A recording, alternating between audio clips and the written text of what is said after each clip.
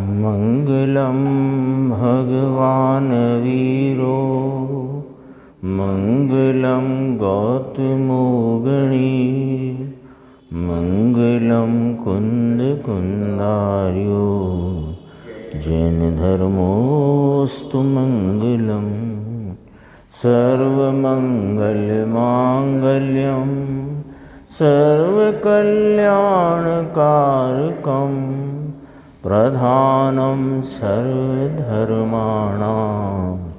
जैनं जयतु शासनं सहजानंद चैतन्य प्रकाशाय महीयसे नमो अनेकांत विश्रांति महिमने परमात्मने। आचार्य कुंद देव द्वारा रचित पंचास्तिकाय संग्रह की 66 नंबर की गाथा सूत्र है, उसका पाठ करते हैं। जह पोगल दवाणम बहुपयारे हिम खंदणे वत्ती अकदा परे हिम दिट्ठा तह कम्माणम वियाणाही जो स्कंद रचना पुद्गलों की अन्य से होती नहीं, त्यों कर्म की भी विविधता पर कृत कभी होती नहीं। टीका की प्रथम पंक्ति है उत्थानी का कि कर्मों की विचित्रता बहु प्रकारता अन्य द्वारा नहीं की जाती। यानी कर्मों में जो अनेक प्रकार की प्रकृतियाँ, उनकी स्थिति अनुभाग आदि के जो भिन्न भिन्न प्रकार पड़ते हैं, वो किसी अन्य के द्वारा नहीं किए जाते। अर्थात वे पुद्गल परमाणु जो कारमान वर्गणा रूप हैं, वे ही स्वयं अपने से ही अनेक प्रकार की प्रकृतियाँ, स्थिति अनुभाग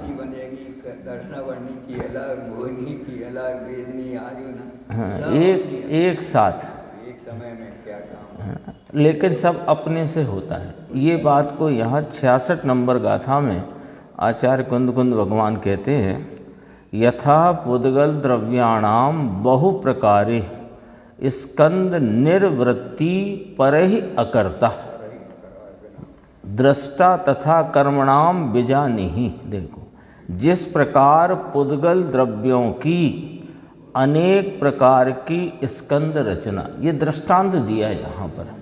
अपन देखते हैं ना, पुद्गलों की अनेक प्रकार की स्कंद रचनाएं स्वयं से होती हैं, कोई उन्हें कहाँ करता है। बगीचे में जाओ तो अनेक प्रकार के फूल पत्तियाँ, उनके वर्ण आदि, उनके रूप आदि सब अपने आप होते दिखाई पड़ते हैं।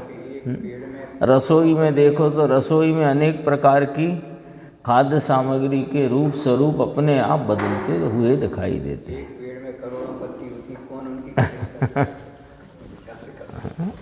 दृष्टांत दिया। जिस प्रकार पुद्गल द्रव्यों की अनेक प्रकार की स्कंद रचना पर से किए बिना होती दिखाई देती है, उसी प्रकार कर्मों की बहु प्रकारता, विध विध रूपता पर से अकृत जानो, यानी पर से नहीं की गई जानो। टीका में कहा, जिस प्रकार अपने को योग्य चंद्र सूर्य के प्रकाश की उपलब्धि होने पर संध्या, बादल, इंद्रधनुष, प्रभा मंडल इत्यादि अनेक प्रकार से पुद्गल स्कंद भेद अन्य कर्ता की अपेक्षा बिना ही उत्पन्न होते हैं, है ना। अपने आप इंद्रधनुष बन जाता है, अपने आप चला जाता है, और बहुत सारी प्रकाश की वो संध्या होने लगती है। कभी 4 बजे लगता है कि 7 बज गए, है ना, ऐसा हो जाता है ना। तो ये सब ये जो आकाश दिखाई देता है, ये तो पौद्गलिक रचना है। और ये पौद्गल एक स्कंद है और इसमें अनेक प्रकार के विविधताएं स्वतः इसमें लिया। देखो, चंद्र सूर्य के प्रकाश की उपलब्धि होने पर ये निमित्त है, चंद्र सूर्य का प्रकाश उसमें निमित्त है। हाँ, और बादल ये जो आसमान या आकाश जिसे कहते हैं वो पुद्गल का स्कंद है, और उस पुद्गल स्कंद रूप दिखाई देते इस आकाश में अनेक प्रकार के भाव वर्णादिक के रूपादिक के स्वतः होते दिखाई देते हैं, है ना। देखो, ये कहा टीका में, अपने को योग्य कहा निमित्त के रूप में, चंद्र सूर्य के प्रकाश की उपलब्धि होने पर। चंद्र सूर्य के प्रकाश से नहीं, चंद्र सूर्य तो वे अपने रूप से प्रकाशित है, जो भी उनका उस समय का जैसा प्रकाश रूप भाव है, अब उनका निमित्त है। और ये आसमान जो है पुद्गल स्कंद, उसमें इंद्रधनुष, प्रभा मंडल, बादल इत्यादि का आना जाना, विघटना, अनेक प्रकार के भाव वहाँ पर दिखाई देते हैं। तो वे अन्य कर्ता की अपेक्षा बिना ही उत्पन्न होते हैं। उसी प्रकार अपने को योग्य जीव परिणाम की उपलब्धि होने पर निमित्त, वैसा का वैसा। आचार्य देव की टीका है ना अमृतचंद्र भगवान की, तो दृष्टांत में भी वही भाषा लेते हैं जो दाष्टान्त में सिद्धांत में कहना है। उसी प्रकार अपने को योग्य जीव परिणाम की उपलब्धि होने पर, यानी कि जीव का स्वतः होता हुआ उस समय की योग्यता प्रकार का विकार निर्विकारता का जो परिणाम है ना, यहाँ कर्मबंध आदि की अपेक्षा है तो विकार को लिया, मोह राग देश को। तो जीव का अपनी स्वयं की योग्यता से, स्वयं के कारकों से स्वयं होता हुआ जो कोई भी मोह राग देश का परिणाम है, वो योग्य कहा। योग्य माने अनुकूल कहा, अनुकूल कहा माने निमित्त कहा, है ना। योग्य शब्द लिया ना, योग्य माने अनुकूल, अनुकूल माने निमित्त। तो वो निमित्त हुआ जीव का परिणाम, और यहाँ पर ज्ञानावरणादि अनेक प्रकार के कर्म भी अन्य कर्ता की अपेक्षा बिना ही उत्पन्न होते हैं। यानी वो जो जीव का परिणाम है उसकी अपेक्षा बिना ही, अन्य कर्ता की अपेक्षा बिना। गुरुदेव ने लिया है, कोई ये कहे कि जीव का मोह राग देश रूप विकारी परिणाम तो अपेक्षा में रखो और अन्य कोई कर्ता नहीं है ऐसा रखो, ऐसा नहीं। वो अनुकूल योग्य नाम अनुकूल, अनुकूल नाम निमित्त, बस निमित्त है, कर्ता नहीं। और अन्य किसी कर्ता की अपेक्षा बिना ही उत्पन्न होते हैं। भावार्थ है, कर्मों की विविध प्रकृति, प्रदेश, स्थिति, अनुभाग रूप विचित्रता भी जीवकृत नहीं है, पुद्गल कृत ही है। कितना स्पष्ट है। जीव के किसी मोह राग देश रूप परिणाम से कर्म अपने जो भी प्रकृति, प्रदेश, स्थिति, अनुभाग रूप विविधता को प्राप्त होते हैं, वह कार्य कर्म पुद्गल कृत है, जीव कृत नहीं है। फैसला है ये भावार्थ में। पूरी चर्चा जो ऊपर 4 पंक्ति में आई उसका यहाँ पर भावार्थ रूप से स्पष्टीकरण किया। देखो, गुरुदेव की व्याख्या है, कर्मों की अनेक प्रकार की विचित्रता। विचित्रता तो आ गई स्पष्ट, प्रकृति, प्रदेश, स्थिति, अनुभाग, है ना। और हाँ, उसमें 8 प्रकार के कर्म, 148 कर्म की प्रकृतियाँ, उसमें पड़ने वाली स्थिति अनेक प्रकार की, और उसमें अनुभाग के अनेक प्रकार। तो कर्मों की अनेक प्रकार की विचित्रता का अन्य कोई द्रव्य कर्ता नहीं, परंतु पुद्गल उसका कर्ता है, आत्मा उसका कर्ता नहीं है। ऐसा इस 66 नंबर की गाथा में आचार्य कुंद देव फरमाते हैं। जैसे पुद्गल द्रव्यों के नाना प्रकार के भेदों से स्कंदों की परिणति देखी जाती है। अनेक प्रकार से होते हैं ना, है ना। जैसे ये अपने को लगता बेंच तो किसी कारीगर ने बनी तो वो स्वतः ही है। जैसे घड़ा भी स्वतः ही मिट्टी घड़े रूप परिणमित होती, पर और भी बहुत सारी जिन्हें अपन कहते हैं अरे प्रकृति का देखो कैसा है। जाते ना कहीं घूमने पर्यटन पे, तो अनेक प्रकार के जंगलों में, बाग बगीचों में, अथवा कोई प्रकार की चट्टान का रूप, पहाड़ का रूप दिखता है कि नहीं दिखता है? विविधता है कितनी। तो जैसे पुद्गल द्रव्यों के नाना प्रकार के विविध प्रकार के भेदों से स्कंदों की परिणति देखी जाती है। कैसी है स्कंदों की परिणति? वह अन्य द्रव्यों के द्वारा नहीं की हुई, अपनी शक्ति से हुई है। इतना ख्याल में आता है ना। अपन कहते भी हैं, अपन तो 2-4 लोग पर्यटन पे जाओ कहीं नए स्थान पर, तो कोई ऐसी पहाड़ी की ऐसी रचना, जैसे ये अपना दमोह के पास तीर्थ है ना कुंडलपुर, तो कहा कुंडलपुर क्यों कहा इसका नाम? कि वो पहाड़ों की रचना कुंडलाकार है। तो वो कुंडलाकार रचना किसने की? स्वतः हुई। ये ख्याल में आती है कि नहीं बात? तो उसे अपन दूसरे तरीके से अपनी लौकिक भाषा में बोलते हैं प्राकृतिक है। यहाँ तो कहते हैं कि सवारा ही परिणमन स्वतः होने से उसे प्राकृतिक कहो कि स्वतः उन परमाणुओं का होता हुआ परिणाम कहो। कृत्रिम कुछ नहीं है। तो कैसी है स्कंदों की परिणति? अन्य द्रव्यों के द्वारा नहीं की हुई, अपनी शक्ति से उत्पन्न हुई है। वैसे ही कर्मों की विचित्रता जानो। इसमें तुम क्यों ये बात जोड़ते हो कि जीव ने ऐसा परिणाम किया इसलिए कर्म को ऐसा बंधना पड़ा? ये बात जोड़ने की, इस बात की युति बिठाने की, इस बात का तर्क बिठाने की जरूरत ही नहीं है।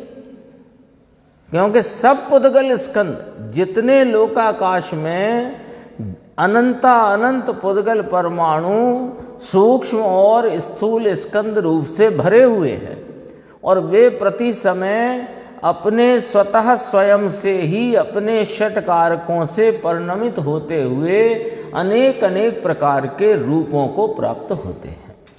ये बात समझ में आती है ना। ये अपन ने पर्यटन का दृष्टांत इसलिए लिया, वहाँ अपन तुरंत कहते हैं देखो प्रकृति की कैसी। कोई कभी कभी आता है, कोई पेड़ की आकार गणेश जी जैसा हो गया, तो कैसे हो गया? तो अपन क्या बोलते हैं?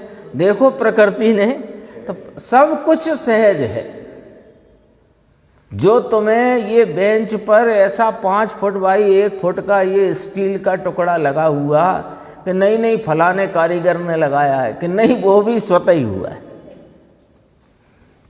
तो ये तो हुई हाँ जगत में पुद्गल स्कंदों की परिणति में होती हुई विचित्रता, वह स्वयं अपनी शक्ति से उत्पन्न होती है। तो ऐसे ही कर्मों के संबंध में समझना चाहिए। कर्म कोई अलग पुद्गल थोड़ी है, वे ही पुद्गल हैं, वे ही वर्गणाएं हैं। भाषा वर्गना, आहार वर्गना, कर्माण वर्गना, तेजस वर्गना, औदारिक वर्गणाएं हैं, वे भी बदलती है। जरूरी नहीं है कि वो कर्माण वर्गना सदैव कर्माण वर्गना ही रहेगी। वे परमाणु भी अन्य वर्गना रूप परिणमित हो जाते हैं। अब देखो, पुद्गल द्रव्यों के अनेक प्रकार के स्कंद दिखाई देते हैं।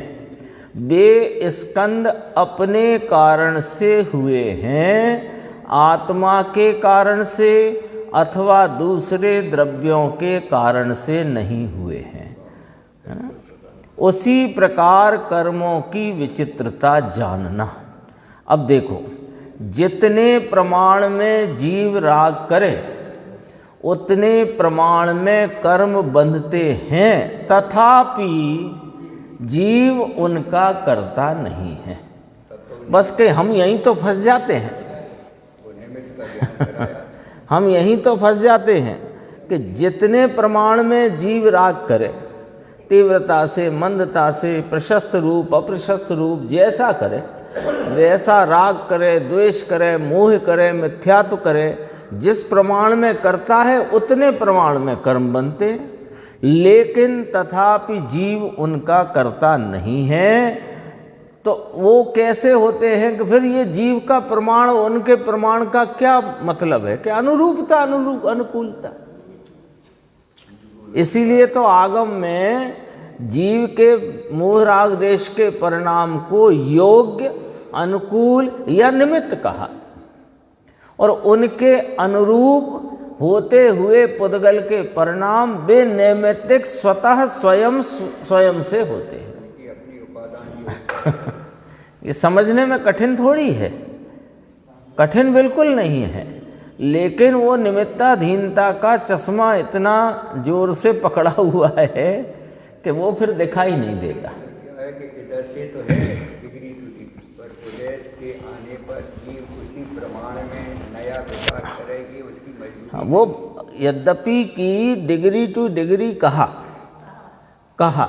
लेकिन यहीं कहा जितने प्रमाण में जीव राग करे उतने प्रमाण में कर्म बंधे, लेकिन बंधते स्वतंत्रता से। ये पॉइंट पकड़ना है ना। उधर से विकार उदय रूप हुआ, अब अपन कह रहे हैं जीव करे न करे, यदि करने योग्य होगा तो वो निमित्त कहलाएगा, यदि नहीं किया विकार तो निमित्त नहीं कहलाएगा। निमित्त कहलाता है ना। जीव के मोह राग देश रूप परिणाम में कर्म का उदय निमित्त कहलाता। कब? कि ये मोह राग देश रूप परिणाम है, तब। ऐसा ही है ना। अभी अपन इधर चलते हैं तो उधर भी चलेंगे ऐसे ही। जब कर्म तो अपनी स्थिति, अगली गाथा बहुत गंभीर आने वाली है 67, कि वे कर्म परम अवगाढ़ रूप से, महा अवगाढ़ क्या शब्द है, गाढ़ अवगाढ़ रूप से जीव के साथ रहे हुए हैं, और जब वे जुदा होते हैं तो जीव को फल देकर जाते हैं। ये व्यवहार का कथन है, ये व्यवहार का कथन है। तो अब उदय की बात है ना 67 नंबर गाथा में, तो जीव उनको भोगता है, ये व्यवहार कथन है। अब कहते हैं कि उधर उदय आया कर्म का, उस काल में यदि जीव मोह राग देश रूप परिणमा, तो वे उदय रूप कर्म निमित्त कहलाए। ठीक है ना। यदि ये मोह राग देश भाव से परिणमा तो ठीक है, और नहीं परिणमा, शुद्ध भाव में परिणमा, तो वो उदय निमित्त न कहलाता, कहलाता नहीं है। ऐसे ही अब पलट दो इसी को, कि जब पुद्गल परमाणु ज्ञानावरणादि रूप 8 कर्म रूप और उनकी विविध प्रकृतियों रूप विविध प्रदेश, स्थिति और अनुभाग की विचित्रता से स्वयं परिणमे हैं, तो जीव का परिणाम निमित्त कहलाता है। और क्यों कहलाया जीव का परिणाम? कि वो जितने प्रमाण में जीव ने राग किया उतने प्रमाण में कर्म बंधे। अब इसको भाषा बदल दो कि जीव की परिणति में होता मोह राग देश का योग्य परिणाम, और उधर कर्मों की योग्यता से, पुद्गल स्कंदों की योग्यता से परिणमित होता प्रकृति, प्रदेश, स्थिति, अनुभाग का परिणाम। तो योग्य परिणाम कहा तो वो निमित्त बताने को ही कहा। यदि निमित्त नहीं बताना हो तो कोई बात नहीं, जीव अपने से परिणमा, पुद्गल अपने से परिणमा। लेकिन जिनागम में निमित्त की तरफ से बताया गया है, तो कैसे निमित्त पड़ा कि योग्य है, अनुकूल है, इसलिए निमित्त है। निमित्त नैमित्त के न्याय हैं। वो पहला उसका न्याय कि ये व्यवहार संबंध है। वास्तव में दो द्रव्यों में और उनके परिणमन में कोई संबंध नहीं है, तथापि संबंध कहना ये व्यवहार है, एक बात। दूसरे, दो द्रव्यों के वर्तमान परिणाम में निमित्त नैमित्तिक संबंध कहा जा सकता है। तो इसलिए दोनों के वर्तमान परिणाम हैं, तो काल प्रत्यय, काल रूपी कारण या फैक्टर 1 है, ये भी न्याय है। और दूसरा जो अनुकूल है तो एक परिणाम तो विवक्षित है, इसमें 2 के 2 परिणाम है ना, उसमें एक की विवक्षा करना या उसे समझना या उसे समझाना, कहना, कहलाना इत्यादि, तो वो नैमित्तिक कहलाएगा। और उसमें जो अनुकूल है वो निमित्त कहलाएगा। तो जब ये निमित्त कहलाया अनुकूल होने से, तो वो अनुरूप कहलाएगा। तो एक न्याय निमित्त नैमित्तिक का ये है कि निमित्त अनुकूल होता है, नैमित्तिक अनुरूप होता है। उनमें अनुकूलता अनुरूपता दिखाई देने पर ही ये जो निमित्त नैमित्तिक का व्यवहार कहा जाता है वो कहा जा सकता है, अन्यथा नहीं। निमित्त नैमित्तिक का भी कोई हिसाब होगा ना, ऐसे ही थोड़ी किसी को भी कैसे कह देंगे। अरे और तो और जैसे राजा पहले जिस प्रकार का हुआ राग करता है, जिस प्रमाण का राग करता है, तो उसके कर्मों की स्थिति या अनुभाग जो भी है वो उसके साथ बनता है ना, तो ये निमित्त है। लेकिन कई प्रकार के गीत देखे जा रहे हैं, कोई बहुत ही ज्यादा वैसी स्थिति में देखे जा रहे हैं, नामकरण की रचना शरीर की भी अन्य अन्य प्रकार से देखी जा रही है। तो वो नामकर्म की विविधता है ना, जीव के रागादि का ही तो वो है। जीव का राग निमित्त रूप है। और उसके अभी आप बात कर रहे हो फल की, है ना, फल की बात ऐसे करना, ऐसे नहीं करना, ऐसे करना है। इधर मान लो इधर से लेके ये 2 पटरियां है ना, तो 2 पटरी में हमने नंबर डाल दिए 1 2 3 4 5 6 7 8 9 10 दोनों में। अब 1 नंबर वाला जो काल है उसमें जीव का कोई परिणाम जीव से स्वतः स्वयं हुआ, और उसी काल में उस 1 नंबर पर पुद्गल कर्म में कोई प्रकृति, कोई प्रदेश, कोई स्थिति, कोई अनुभाग लेकर के ज्ञानावरणादि 8 कर्मों में बंध भाव हुआ। 7 में होता है तो अपन समझो 8 ही कहो, कोई दिक्कत नहीं, उसमें समझ नहीं है ना बस। अब मान लो ये 1 नंबर पे जो परिणाम पुद्गल का कर्म रूप कर्म में बंधा था वो जीव के साथ एक क्षेत्र अवगाह रूप से रहा है। अब वो 1 नंबर से मान लो वो जब बंधा तो उसकी स्थिति 10 समय की है, तो 10वें समय पर वह उदय रूप हुआ। तो कैसा उदय रूप हुआ कि स्थिति पूरी हुई, जिस प्रकृति का था उस प्रकृति भाव से उदय हुआ, जिस अनुभाग का था उस अनुभाग लेकर के उदय में आया, और उसके निमित्त से कोई संयोग वहां उपस्थित हुआ, संयोग या वियोग। तो वो जो संयोग वियोग उपस्थित हुआ उस पर इस पटरी वाले जीव ने 10वें नंबर के काल में स्वतः स्वयं अपने से उस संयोग का लक्ष्य करते हुए मोह राग देश भाव से फिर परिणमा। तो वो जिस भाव से जितनी उग्रता तीव्रता से परिणमा, तो यहां 10 नंबर पे फिर बंद हुआ, है ना। तो दरअसल में कर्म के उदय का लक्ष्य करता है, ये तो बात में से एक को हटा करके सीधी बात करी। दरअसल में तो कर्म का उदय इसे तो दिखाई भी नहीं पड़ता है, ये तो कर्म के उदय के निमित्त से संयोग आता है। तो अब कर्म का उदय 2 चीजों में निमित्त कहलाया।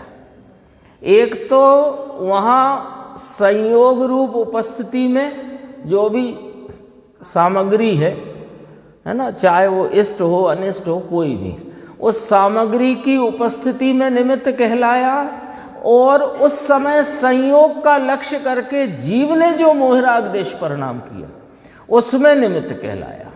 और जीव का जो मोहराग देश परिणाम है वो योग्य अनुकूल और निमित्त होने से नवीन रूप से जो पुद्गल कर्म का बंध हुआ उसमें जीव का परिणाम निमित्त कहलाया।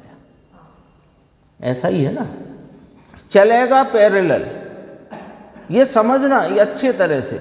यदि ऐसे देखेंगे, कल आई थी ना चर्चा 69-70 में, इतरे इतराश्रय दोष, इतर, उसका पूरा शब्द ऐसा है, इतर इतर आश्रय, इतरे इतराश्रय कहते हैं ना, तो उसे अलग अलग कर दो, इतर इतर आश्रय, इसका आश्रय उसको, उसका आश्रय इसको, ऐसा नहीं है। क्यों नहीं है? कि जो पूर्व कर्म परमाणु उदय रूप हुआ वो अकर्म रूप होता हुआ परमाणु है, और जो नया परमाणु कर्म रूप हुआ वो अलग परमाणु है। तो उसके आश्रय से विकार और विकार के आश्रय से बंध ऐसा नहीं होता। क्यों नहीं होता? कि वो परमाणु जुदा है जो उदय भाव को प्राप्त हुआ, और इधर जीव की परिणति में मोह राग देश हुआ, और मोह राग देश का निमित्त या योग पा करके, अनुकूल हो करके उधर पुद्गल कर्म में स्वतः स्वयं से बंध रूपता की विविधता से परिणमित हुआ। परमाणु तो अकर्म रूप हो गया है। हाँ, नया परमाणु कारमाण वर्णा का वो जो अकर्म रूप हुआ वो जरूरी नहीं है कि अब कारमाण वर्णा रूप रहे, ना रहे भी ना भी रहे। इसकी चर्चा जो अपना आपका प्रश्न है 67 नंबर गाथा में बहुत विस्तार से आएगी। अभी इतना सिद्ध करना है 66 नंबर गाथा में कि जो पुद्गल कर्म बंध रूपता से अनेक प्रकार की विचित्रता को प्राप्त होते हैं पुद्गल परमाणु, प्रकृति प्रदेश स्थिति अनुभाग रूप की विचित्रताएं हैं ना, वो विचित्रता से उनका कर्ता जीव नहीं है, पुद्गल स्वयं ही है। अपने को लगता है ना कि वो जीव नहीं किया है तो अब जीव भोगेगा उसको, तो कहा भोगेगा, वो व्यवहार कथन है। भावार्थ देखो इसमें बहुत स्पष्ट किया है, चंद्रमा से अथवा सूर्य की प्रभा का निमित्त पाकर, लिखा है ना, उसमें योग्य शब्द लिखा था, इसमें निमित्त शब्द आ गया, वही उसको एक ही बात है। चंद्रमा से अथवा सूर्य की प्रभा, उसका निमित्त पाकर संध्या खिलती है, तब आकाश में अनेक प्रकार के लाल हरे रंग दिखाई देते हैं। जाते हैं ना अपन सनसेट सनराइज देखने पहाड़ों पर, तो वहाँ अनेक प्रकार के रंग बिरंगे दृश्य दिखाई देते हैं ना। अनेक प्रकार के रंग रूप पुद्गल अपने कारण से होता है। बर्फ का जो पहाड़ दोपहर को 3 बजे सफ़ेद दिख रहा था, 1-1.5 घंटे बाद सूर्यास्त का समय हुआ लाल हो गया, एकदम हो जाता है। सूर्य अथवा चंद्र का निमित्त है। देखो अनेक प्रकार के रंग रूप पुद्गल अपने कारण से होता है, सूर्य अथवा चंद्र का निमित्त है इसलिए होता है ऐसा नहीं है, परंतु स्वतंत्र रूप से होता है। जैसे अब और उदाहरण को और बारीकी से समझाते हैं, जैसे धूप में हाथ रखने से परमाणु की काली पर्याय होती है। जैसे ये टेबल पे अभी उजाला उजाला है, अभी मैंने यहाँ पर ऐसे हाथ रखा तो यहाँ काला काला हो गया ये टेबल पे, अभी तो ये उजला उजला पीला पीला सा दिखता है, अब हाथ रखा तो ये काला काला हो गया। तो काला काला कैसे हो गया? हाथ रखने से हुआ। अरे उन पुद्गल परमाणुओं में उस समय उनके वर्ण गुण की पीले वर्ण से पलटकर काले वर्ण रूप प्रकटता की योग्यता से वे परमाणु स्वयं अपने वर्ण गुण के भाव में पीले से काले वर्ण में है। और जैसे हाथ हटाया तो वे काले से फिर पीले परिणम गए। तो कैसे? स्वतः ये बात तो ख्याल में आई ना। अपन चलते हैं तो परछाई पड़ती है, चलते जाते हैं परछाई भी साथ साथ चलती है, तो वो उधर उधर की भूमि के परमाणुओं के वर्ण गुण की काली रूप होने की योग्यता अवस्था की होने से वे काले काले रूप से परिणम जाते हैं। जैसे धूप में हाथ रखने से परमाणु की काली पर्याय होती है, वो परमाणु के कारण से होती है, हाथ के कारण से नहीं। सवेरे भी आकाश में अनेक रंग दिखते हैं, वे परमाणु के कारण से होते हैं, सूर्य के कारण नहीं होते। बादल का अनेक रंग रूप होना, कभी सफ़ेद कभी सांवले होते हैं ना। इंद्रधनुष वर्षा के समय होता है, चंद्रमा के आसपास जल भंवर जैसे दृश्य होते हैं, जैसे जल की भंवर बन गई हो, इत्यादि अनेक प्रकार की पुद्गल स्कंदों की अवस्था स्वयं की योग्यता से होती है, पर के कारण से नहीं। बादल इकट्ठे होकर बिखरे तो भी स्वयं के कारण से बिखरते हैं, दूसरे के कर्तापने की अपेक्षा बिना उस रूप परिणमते हैं। होता है ना, कहीं बादल हो गए एकदम काले काले, अब पानी गिरने वाला है, तब तक कुछ हवा सी लगी अपने को, अरे बादल तो छट गए माने चले गए, बिखर गए। कौन करे?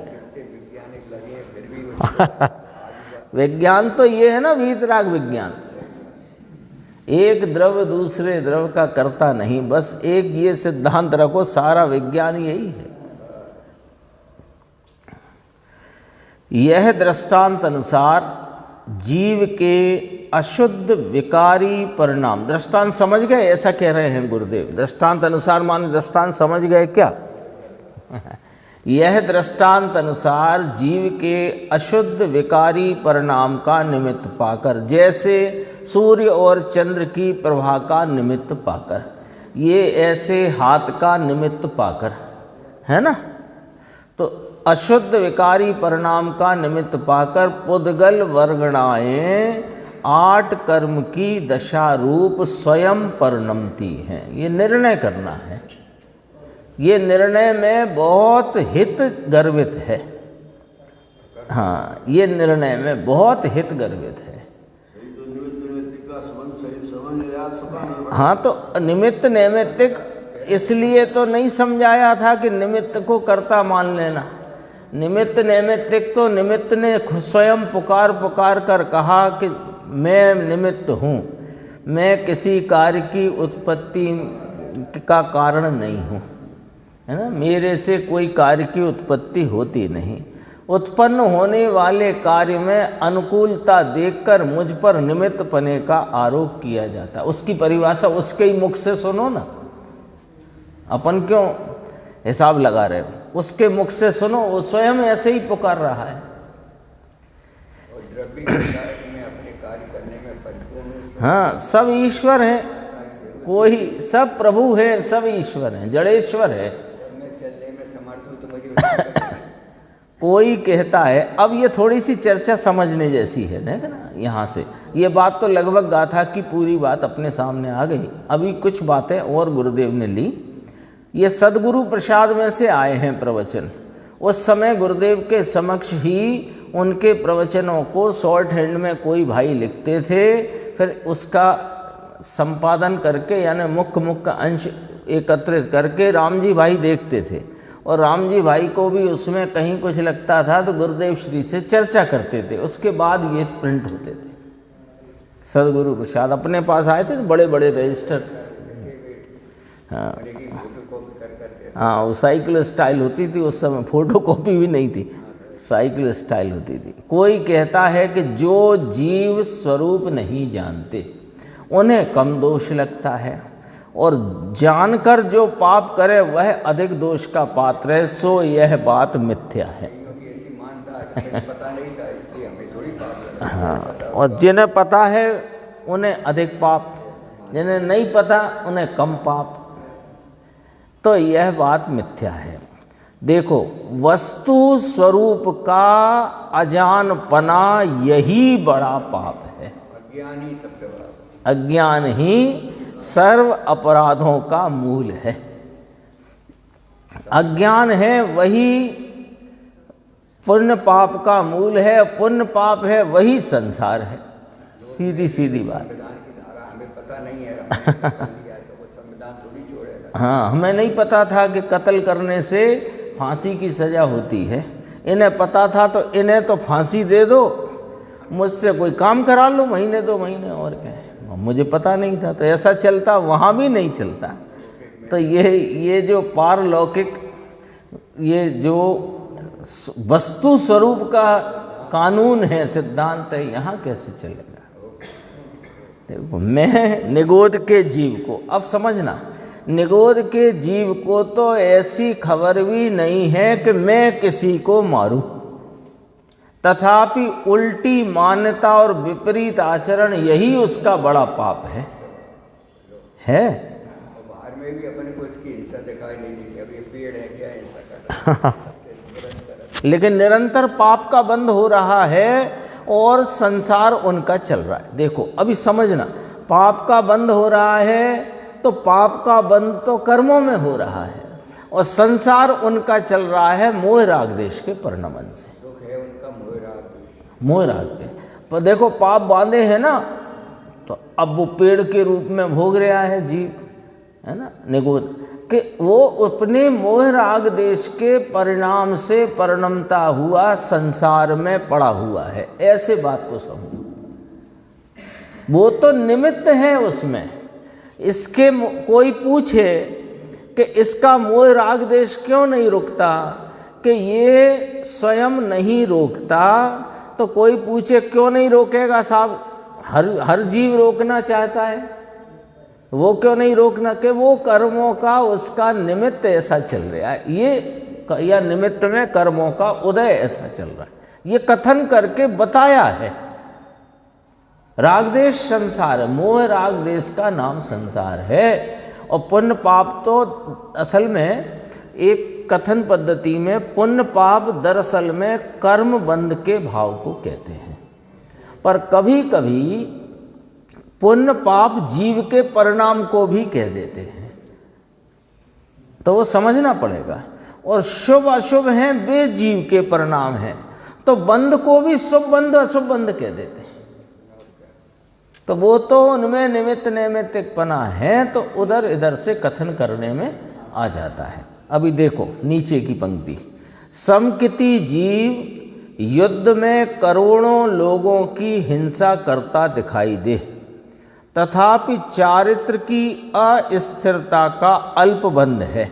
ये जवाब काहे का चल रहा है कि जिसको पता नहीं उसको कम पाप बंधना चाहिए, और जिसको पता है उसको अधिक होना चाहिए। तो कहा नहीं, ये बात झूठी है। अभी सुनो, जिसे पता है समकिति जीव और सही पता है, उसे ये पता है कि पुद्गल में पुद्गल से बंधता है, और मैं मेरे कमजोरी से, मेरे अपराध से, मेरी परिणति में मोह राग देश करता हूँ, तथापि वह मेरा स्वभाव नहीं है। पता है कि हिंसा पाप है तो भी बंध कम है, तो पता नहीं है कि हिंसा पाप है, अनुमत भी नहीं है, तो क्या उन्हें कर्म बंध नहीं होता, बलि चढ़ाते हैं, सब होएगा।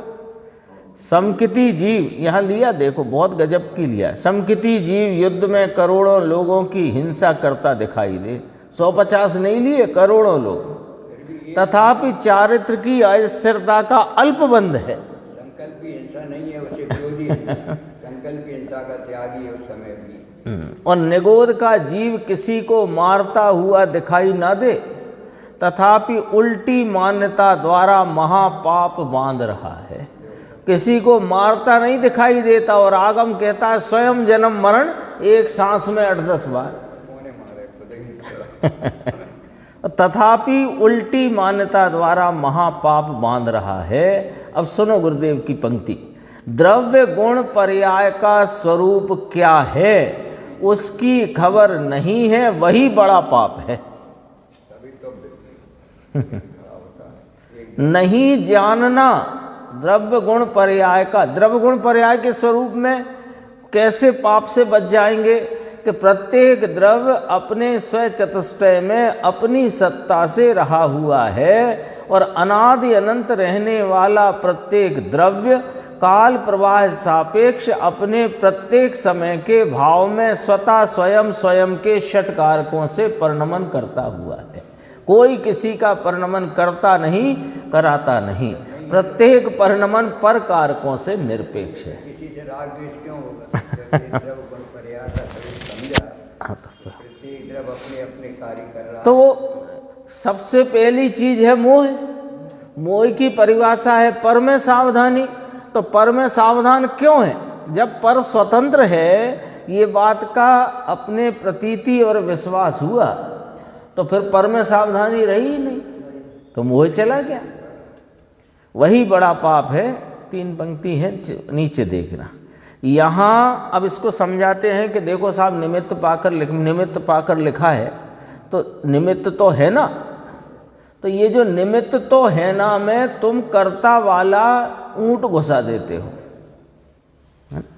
वो एक दृष्टांत अभी परमात्म प्रकाश में आया था या आएगा गुरुदेव का, वो बिल्ली ऊंट वाला, हाँ अभी आने वाला है अगले प्रवचनों में। देखो यहाँ चेतनात्मक भावों का निमित्त पाकर लिखा है। इसका अर्थ ऐसा नहीं कि राग द्वेष ने कर्म कराए अथवा परमाणु में कर्म रूप होने की योग्यता तो थी परंतु जीव ने विकार नहीं किया इसलिए वे बंधने से रुक गए, ऐसा भी नहीं है।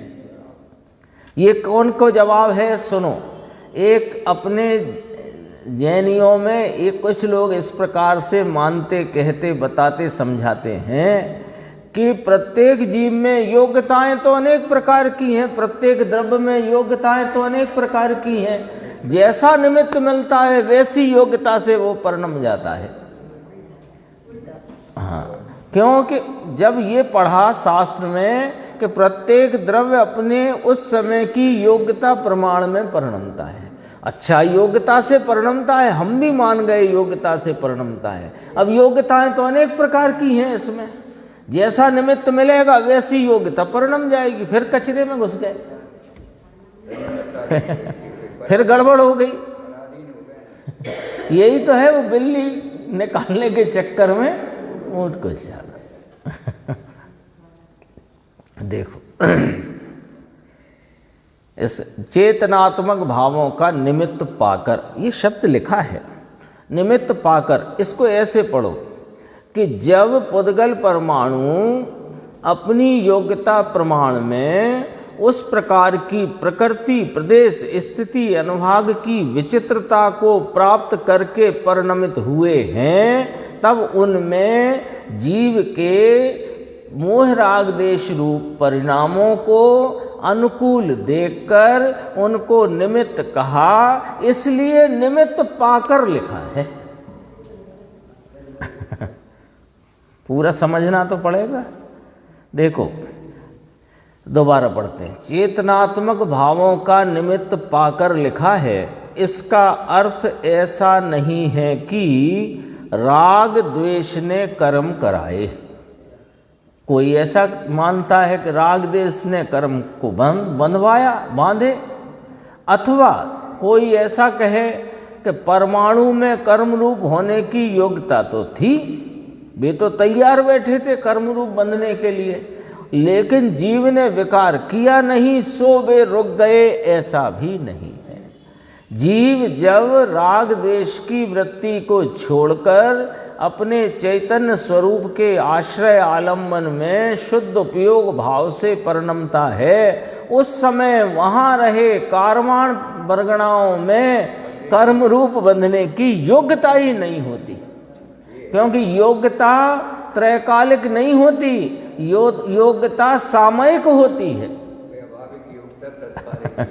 उस समय की बस कोई भी परिणमन में लेना, परिणमन की योग्यता सामयिक होती है, उस समय की होती है, त्रैकालिक नहीं होती है।